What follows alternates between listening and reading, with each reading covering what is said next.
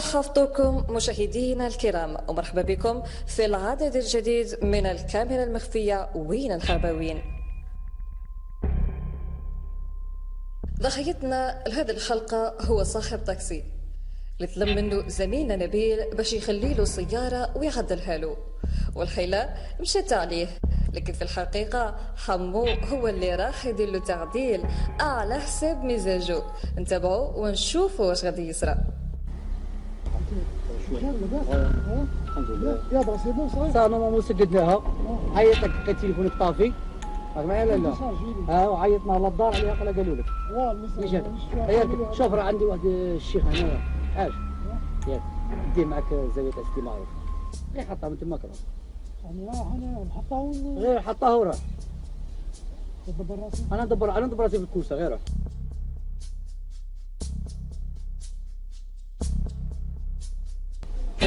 نعيط له الحاج هيا الحاج خير يا ولدي خير يا رب خير الزاوية تاع سيدي معروفة عندي معيدة ما كاش مشكلة يا ولدي راه ديني زاوية سيدي معروف الرؤية الشرعية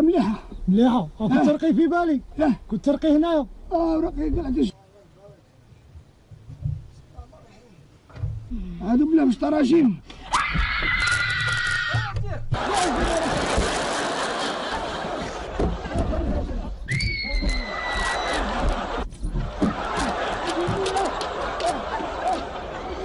الشرعية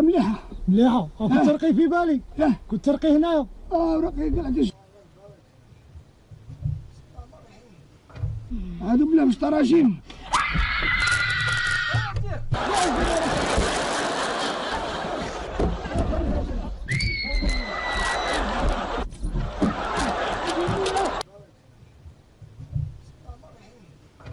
هادو بلا مش تراجيم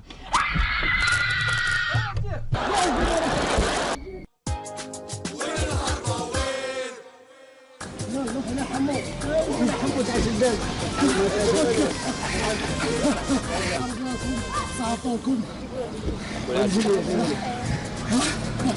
وين عم ان شاء الله ربي